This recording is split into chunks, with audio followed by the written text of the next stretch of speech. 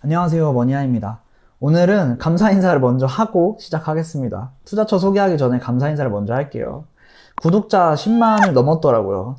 진짜 감사드려요. 오늘 설명할 거는 약간 난이도가 있어요. 예적금보다 안정성도 높고 예적금만큼 수익률도 나요. 그리고 여러 가지 장점들이 있습니다. 그럼 이제 뭔지 소개하기 전에 장점부터 한번 얘기를 해볼까요?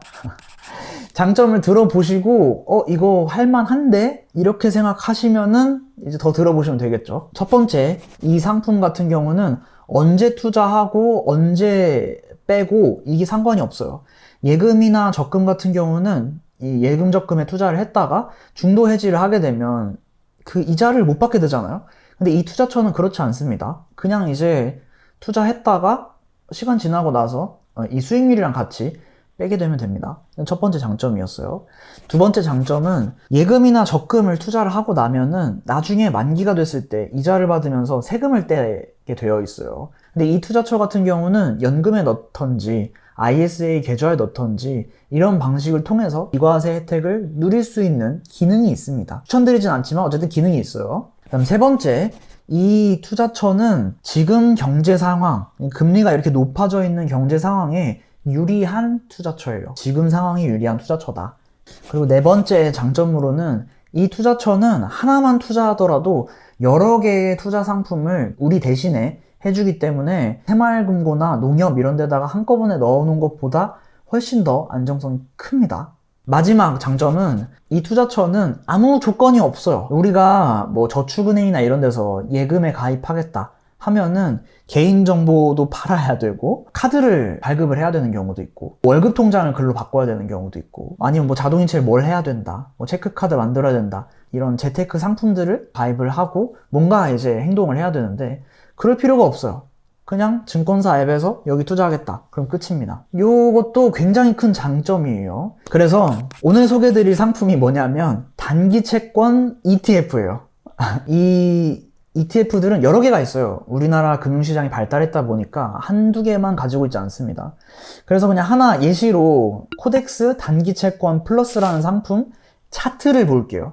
차트란 게 뭐 대단히 뭐 투자자들이 보는 그런 게 아니고 그냥 그날 그 시점에 어떤 가격이었다 이걸 보는 거예요. 그래서 차트를 이제 뭐 주봉 차트로 이제 쭉 보자면은 길게 보면은 2015년에 출시된 이후부터 2023년까지 쭉 우상향 해왔죠. 주식 투자를 한다거나 아니면 뭐 좀 본격적인 채권 투자를 한다거나 이런 것들이랑은 좀 결이 달라요. 그냥 진짜 예금이랑 적금 수준이에요. 예적금 금리 낮아지면 여러분들 수익률 낮아지고 예적금 금리 높아지면 수익률 높아지는 것처럼 이 단기 채권 ETF도 상황에 따라서 수익률이 높아졌다가 낮아졌다 하는 수준이에요. 그리고 투자다 보니까 단기적으로 예를 들어서 22년 뭐 5월달 이런 때 단기적으로 가격이 조금 이렇게 낮아질 수는 있지만 한 2달, 3달, 뭐 1년, 2년 이렇게 보시면은 꾸준히 우상향 하셨을 거다. 이렇게 설명을 드리겠습니다. 심화로 하나만 더 볼게요. 최근에 금리가 계속 높아져 있는 상태잖아요. 우리나라 같은 경우는 기준금리를 4회 연속 동결한 상태고 미국 같은 경우도 동결을 해놨는데 한 번 정도 더 올릴까 말까 이런 상황입니다. 그렇다면은 예전에 금리 인상 시기 때 이 단기 채권은 어땠냐 이것까지 설명을 드려볼게요. 예전에 금리 인상이 언제 있었냐면은 우리나라 기준으로 2017년 11월 30일에 0.25%를 올렸어요. 그리고 꾸준히 동결시켜 놨다가 2018년 11월 30일에 또 한 번 금리 인상을 했습니다. 우리나라예요. 미국 말고 우리나라. 그럼 이제 우리나라 단기 채권을 보면은 2017년 11월에 금리 아주 약간 떨어졌다가 다시 꾸준히 올랐죠. 그 다음에 이제 2018년 11월에도 음봉이 하나 있는데 그러고 나서는 다시 꾸준히 우상향을 했죠. 금리가 이제 오르고 했을 때도 꾸준히 수익률을 줬다. 금리 떨어지면 어떡하냐? 경제가 안 좋아지면은 이 ETF도 망하는 거 아니냐? 라고 할 수 있는데 그럼 최근에 최악의 경제 상황이었던 20년도 3월 달을 보면은 삼성전자 주식은 마이너스 한 30% 정도 됐을 거예요. 코로나 터졌을 때거든요. 2020년 3월 달에도 이 ETF 같은 경우는 3월 27일 기준으로 음봉이 하나 있지만 한 주 동안 이제 마이너스가 되긴 했지만 그 다음부터 계속 또 이제 꾸준히 줄줄줄 올랐죠. 이제 약간 둔화되긴 했지만 때문에 뭐 경제가 뭐 파탄 난다, 코로나가 또 터진다 그래도 이 ETF는 예적금처럼 수익률을 꾸준히 줄 수 있는 그런 ETF다 라고 소개를 드릴게요. 자, 그럼 장점 설명드렸고 단기 채권 ETF의 차트도 한번 쭉 살펴봤습니다. 경제 상황에 따른 차트도 한번 살펴봤어요.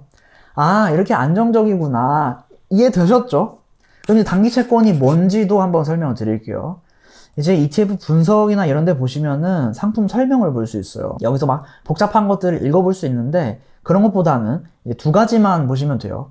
이제 잔존 만기 1개월 이상 1년 미만에 투자한다 라고 되어 있잖아요. 다시 말해서 내가 투자를 했다가 어떤 이제 채권에 투자를 하고 뭐 1년짜리 이 정도면은 이제 만기가 돼가지고 이 이자 수익을 걷어들이고 ETF에서 걷어들이고 그걸 가지고 다시 또 투자를 하고 이런 식으로 해서 계속 우상향을 해왔다는 겁니다. 여러분들한테 이자를 준다는 뜻이 아니라 ETF라는 데서 돈이 그렇게 돈다는 뜻이에요. 짧은 기간 투자하다 보니까 예를 들어서 1개월짜리 채권에 투자를 했어요. 그러니까 한 달 동안 저 사람한테 돈을 빌려줬어. 큰 회사, 우리나라 이런 데다가 돈을 빌려줬어요. 우리나라 정부에서 1개월 뒤에 망할 확률이 있을까요? 1년 동안 망할 확률이 있을까요?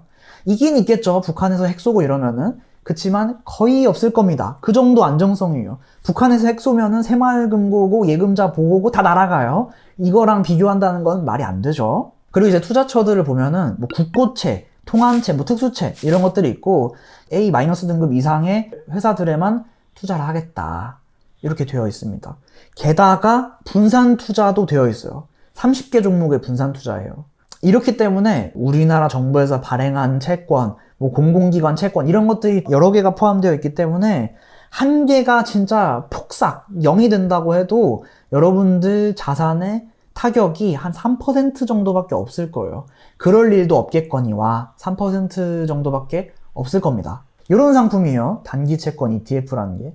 여러분들한테 이자를 준다는 뜻이 아니라 이게 이자가 계속 돌고 도는다는 뜻이에요. 이게 복리로 계속 투자가 된다는 뜻입니다. 이렇게 이제 설명을 드리고 싶었어요.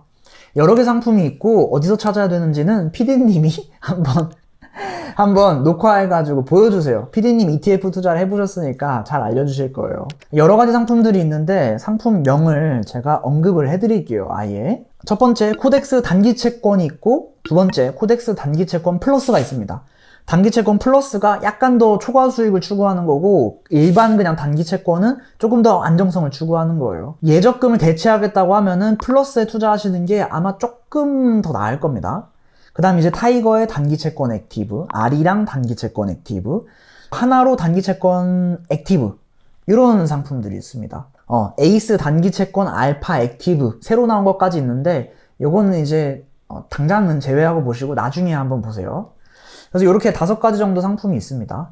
그리고 이제 제가 요즘에 영상 말미에 약속을 드리잖아요. 예적금 탈출하고 투자해볼 법한 투자처들 CMA, 발행어음, MMF 오늘 이제 단기 채권까지 설명을 드렸는데 얘네들을 저희 카페에 조금 더 자세하게 약간 더 자세하게 리뷰를 써드릴게요. 여러분들이 이제 카페에 오셔가지고 글로 보시면은 조금 더 좋을 것 같아요. 정리를 한번 그럼 해드리겠습니다. 단기 채권 장점 5가지 설명드렸습니다. 그 다음에 요즘 경제 상황에 단기 채권이 왜 좋은지도 간단하게 짚어봤어요. 차트 보면서 짚어봤죠. 그 다음에 단기 채권에 어떤 종류가 있는지 설명드렸고 단기 채권 어디서 클릭해야 되는지 증권사 앱 화면까지 보여드렸습니다. 마지막에 약속드릴 거는 단기 채권 기본적인 상품들을 글로 한번 정리해가지고 안지한 카페에 올리겠다 이렇게 설명드렸습니다. 하나 더 약속드릴 거는 우리가 이제 정기예금에 들면은 뭐 1,000만 원, 1억 이렇게 넣어야 되잖아요. 증권사에도 증권사 예금이라고 불릴 만한 상품이 있어요. 그 상품도 한번 리뷰를 하겠습니다. 네. 오늘 영상 여기까지 하겠습니다. 네, 구독자 10만 다시 한번 감사드리고 한번 라이브를 할까 그런 생각도 드네요. 라이브 하면 여러분 들어오실래요? 네, 어쨌든 오늘 영상 여기까지 하겠습니다. 행복한 하루 되세요.